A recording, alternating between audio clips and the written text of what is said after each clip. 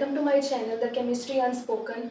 जो आज का हमारा वीडियो का टॉपिक है वो है ऑर्गेनो जिंक कंपाउंड्स। ठीक है, ये बहुत ज़्यादा इंपॉर्टेंट क्लास ऑफ कंपाउंड्स हैं। ऑर्गेनो मेटेलिक केमिस्ट्री के अंदर ऑर्गेनो जिंक कंपाउंड्स जो हैं वो काफ़ी ज़्यादा यूज़ होते हैं और इनकी बहुत ज़्यादा एप्लीकेशंस हैं। ठीक है, तो आज हम ऑर्गेनो जिंक कंपाउंड्स का इंट्रोडक्शन डिस्कस करेंगे, इनके सिंथेसिस मेथड्स को डिस्कस करेंगे और इनकी प्रॉपर्टीज़ को डिस्कस करेंगे और इनके रिएक्शंस को डिस्कस करेंगे। ठीक है, रिएक्शंस इनके ना टू टाइप्स के हैं, तो आज हम वन टाइप ऑफ रिएक्शंस को डिस्कस करेंगे। ठीक है, तो सबसे पहले हम इनका इंट्रो देख लेते हैं।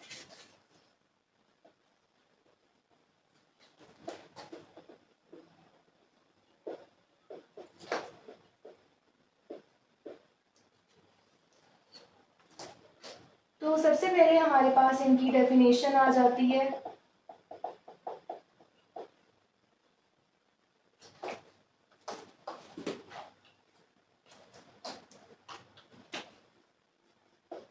इनकी डेफिनेशन है द टाइप ऑफ कंपाउंड्स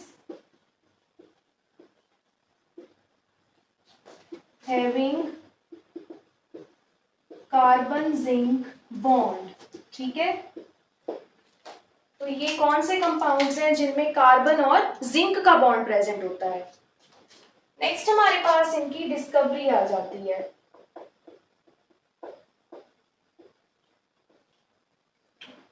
इनकी जो डिस्कवरी है ना, इन कंपाउंड्स को फ्रैंकलैंड ने डिस्कवर किया था इन 1848। ठीक है, फ्रैंकलैंड एक साइंटिस्ट थे, उन्होंने 1848 में ऑर्गेनो जिंक कंपाउंड्स को डिस्कवर किया था। कौन सा कंपाउंड बना के? डाई अल्काइल जिंक बना के। ठीक है, नेक्स्ट हमारे पास इनकी प्रॉपर्टीज आ जाती हैं। तो प्रॉपर्टीज की बात करें तो हमारे पास जो ऑर्गेनो जिंक कंपाउंड्स हैं वो क्या होते हैं? Non polar. ठीक है, नॉन पोलर होते हैं, ये लो बॉइलिंग लिक्विड्स होते हैं, यानी कि अगर ये लिक्विड स्टेट में हो ना तो इनका बॉइलिंग पॉइंट क्या होता है? लो होता है। और ये लो मेल्टिंग सॉलिड्स होते हैं, अगर ये सॉलिड स्टेट में पाए जाएं तो इनका मेल्टिंग पॉइंट भी बहुत ज्यादा लो होता है। ठीक है, यानी कि जल्दी आ जाता है इनका बॉइलिंग पॉइंट भी और इनका मेल्टिंग पॉइंट भी।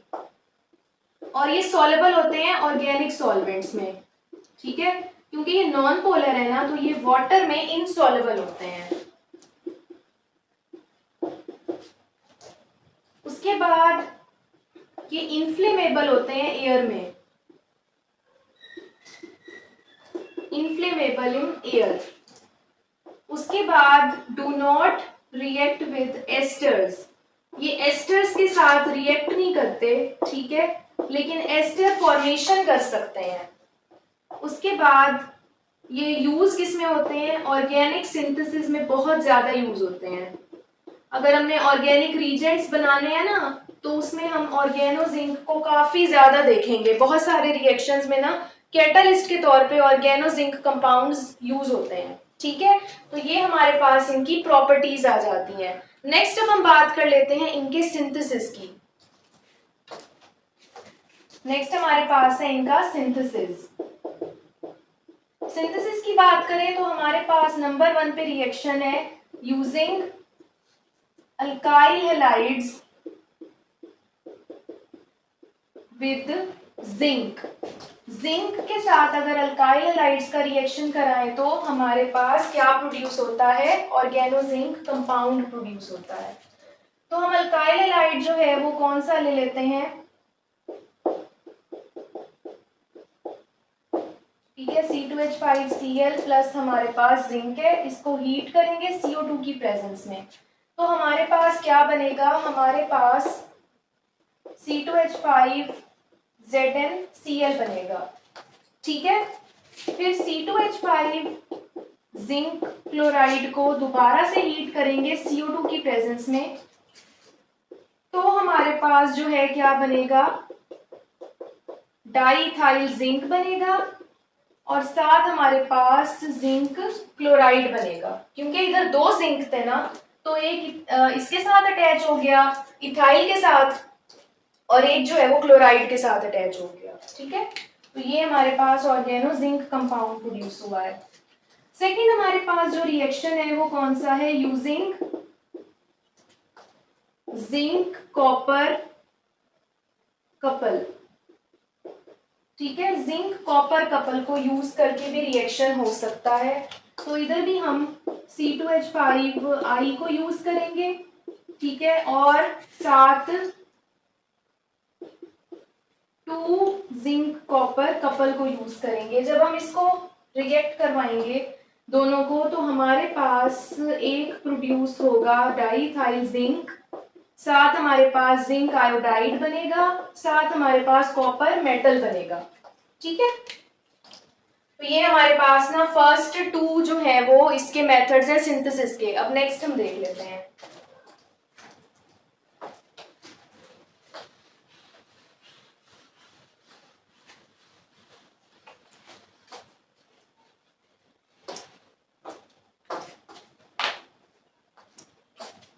थर्ड हमारे पास आ जाता है यूजिंग ट्राई अल्काइल एल्यूमिनियम। ठीक है, ट्राई अल्काइल एल्यूमिनियम को यूज करते हुए भी हम ऑर्गेनो जिंक कंपाउंड बना सकते हैं। तो हमारे पास ना ये आ जाता है ट्राई अल्काइल एल्यूमिनियम, साथ हम जिंक क्लोराइड को यूज करेंगे। ठीक है, तो हमारे पास जो प्रोडक्ट बनेगा वो R2Zn बनेगा। ठीक है, ऑर्गेनो जिंक बनेगा और हमारे पास साथ प्रोड्यूस हो जाएगा 2R हमारे पास। ठीक है, बनेगा 2R2, साथ हमारे पास एल्यूमिनियम और क्लोरीन। ठीक है, तो ये हमारे पास जो है वो साथ प्रोड्यूस हो जाएगा अल्काइल एल्यूमिनियम क्लोराइड और साथ ऑर्गेनो जिंक बनेगा। फोर्थ हमारे पास आ जाता है method using zinc magnesium alloy. अगर हम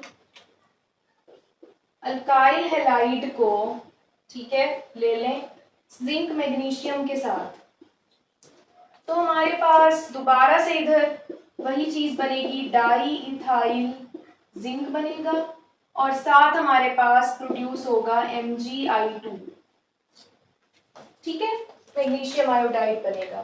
तो ये आपके पास ना सिंथेसिस मेथड्स हैं कि कैसे हम ना ऑर्गेनो जिंक को सिंथेसाइज कर सकते हैं। ठीक है, नेक्स्ट हमारे पास आ जाते हैं इनके रिएक्शंस। तो रिएक्शंस की अगर हम बात करें तो इनके 2 तरह के रिएक्शन होते हैं। ठीक है, एक हमारे पास होते हैं nucleophilic substitution reactions, nucleophilic substitution reactions, और एक होते हैं न्यूक्लियोफिलिक एडिशन रिएक्शंस। ठीक है, तो आज हम ना न्यूक्लियोफिलिक सब्स्टिट्यूशन रिएक्शंस को डिस्कस कर लेते हैं। ठीक है, क्योंकि न्यूक्लियोफिलिक एडिशन में ना बहुत ज्यादा ना बड़े बड़े रिएक्शंस हैं, तो वो मैं चाह रही थी कि आपको अलग से वीडियो बना के ना उसमें एक्सप्लेन करूं, क्योंकि वो फिर साथ साथ समझ नहीं आएंगे। इसमें रिफॉर्मेट्स का रिएक्शन भी है, साइमन स्मिथ रिएक्शन भी है, तो वो बहुत ज्यादा डिटेल में है। ठीक है, तो हम उनको अलग जो मेरी नेक्स्ट वीडियो होगी उसमें डिस्कस कर लेंगे। आज हम न्यूक्लियोफिलिक सब्स्टिट्यूशन को डिस्कस कर लेते हैं।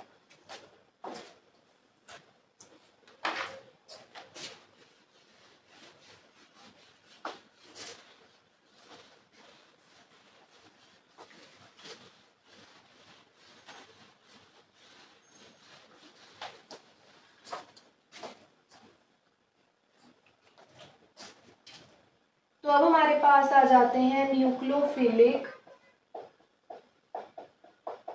Substitution reactions. ठीक है, आपको न्यूक्लियोफिलिक सब्स्टिट्यूशन रिएक्शंस का तो पता है ना, कौन से होते हैं, जिसमें कोई भी न्यूक्लियोफाइल आके किसी एक एलिमेंट को जो कि हमारे रिएक्टेंट में होता है उसे सब्स्टिट्यूट करवा के खुद अटैच हो जाता है। ठीक है, ऐसे होते हैं ना न्यूक्लियोफिलिक सब्स्टिट्यूशन रिएक्शन। तो इसमें सबसे पहले हमारे पास रिएक्शन है with active hydrogen, reaction with active hydrogen. Active hydrogen कौन सी हाइड्रोजन होती है? वो वाली हाइड्रोजन जो कि रिएक्शन में पार्टिसिपेट करती है, ठीक है, ये वो हाइड्रोजन है। और ये किन कंपाउंड्स में होती है? ये वाटर में भी होती है, अल्कोहल्स में भी होती है, अमोनिया में भी होती है, ठीक है। तो इधर मैं वाटर के साथ रिएक्शन करवा रही हूँ। इधर हमने ऑर्गेनो जिंक लिया है, ठीक है, साथ हमारे पास है वाटर, ठीक है। तो हमारे पास क्या प्रोड्यूस होगा? हमारे पास ना 2RH बनेगा और साथ क्या बनेगा? जिंक हाइड्रो ऑक्साइड, ठीक है। तो हमारे पास एक हाइड्राइड प्रोड्यूस हो गया और एक जिंक हाइड्रो ऑक्साइड बन गया। सेकेंड हमारे पास जो रिएक्शन है वो कौन सा है? Reaction with alkyl halides.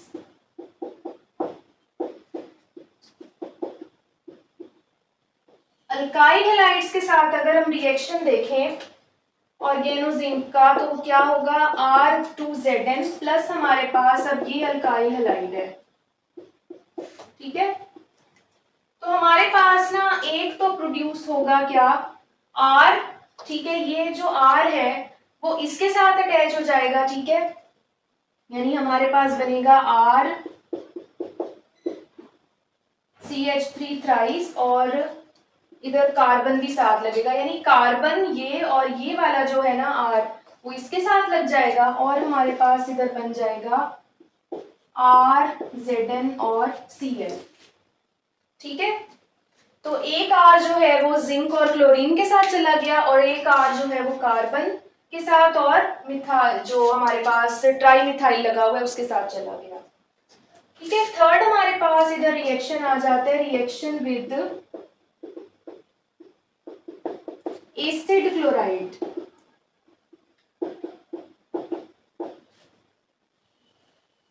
Acid chloride के साथ हम जब रिएक्शन कराते हैं R2 जिंक का, तो हमारे पास इस तरह आ जाता है, ये एसिड क्लोराइड है, ठीक है। तो हमारे पास ना एस्टर बनता है, ठीक है। मैं इस R को डिफरेंशिएट कर दिया प्राइम लगा के, तो हमारे पास ना एक एस्टर बन जाएगा, ठीक है, और एक हमारे पास जिंक क्लोराइड प्रोड्यूस हो जाएगा, ठीक है। तो ये हमारे पास जो है एस्टर फॉर्मेशन हम एसिड क्लोराइड के साथ रिएक्ट करवा के ऑर्गेनो जिंक को कर सकते हैं। अभी मैंने आपको प्रॉपर्टीज में बताया था ना कि एस्टर ग्रुप के साथ जो है वो रिएक्ट नहीं करता लेकिन उसे प्रोड्यूस कर सकता है, ठीक है। तो इस तरह प्रोड्यूस होता है। नेक्स्ट हमारे पास इसका रिएक्शन है, reaction with inorganic halides. Organic element attach हो, जैसे कि इधर अल्काइल हैलाइड जो है वो ऑर्गेनिक हैलाइड है क्योंकि उनमें कार्बन और हाइड्रोजन वाले अल्काइल लगे हुए हैं। इधर इनऑर्गेनिक हैलाइड्स का क्या मतलब है कि इसमें हैलाइड्स के साथ कोई इनऑर्गेनिक चीज लगी हुई है, यानी कि कोई मेटल लगा हुआ है। तो हमारे पास जब हम R2 जिंक को ऑर्गेनो जिंक को मर्क्यूरिक क्लोराइड के साथ रिएक्ट कराएंगे तो ये इनऑर्गेनिक हैलाइड है। तो हमारे पास क्या बनेगा? हमारे पास R2Hg प्रोड्यूस होगा, ठीक है, और साथ हमारे पास जिंक क्लोराइड प्रोड्यूस होगा, ठीक है। और ये वाला जो आपका रिएक्शन है ना उसमें आपके पास जिंक क्लोराइड नहीं बनना, आपके पास RZnCl प्रोड्यूस होना है, ठीक है। क्योंकि इधर हमारे पास 3 R है ना, तो हमारे पास ये R जो है वो इसके साथ अटैच हो जाएगा, ठीक है। तो ये आपके पास ना न्यूक्लियोफिलिक सब्स्टिट्यूशन रिएक्शंस थे और जो नेक्स्ट वीडियो होगी उसमें हम न्यूक्लियोफिलिक एडिशन रिएक्शंस को डिस्कस करेंगे। तो वीडियो अच्छी लगी तो लाइक शेयर और कमेंट ज़रूर करें और मेरे चैनल को ज़रूर सब्सक्राइब करें। आप वीडियोस देखकर सब्सक्राइब नहीं करते, ठीक है, तो वीडियोस जो मेरे देखते हैं उनको मेरे चैनल को सब्सक्राइब भी लाजमी किया करें और कमेंट्स भी लाजमी किया करें और अपना ख्याल रखें। तब तक के लिए अल्लाह हाफिज़।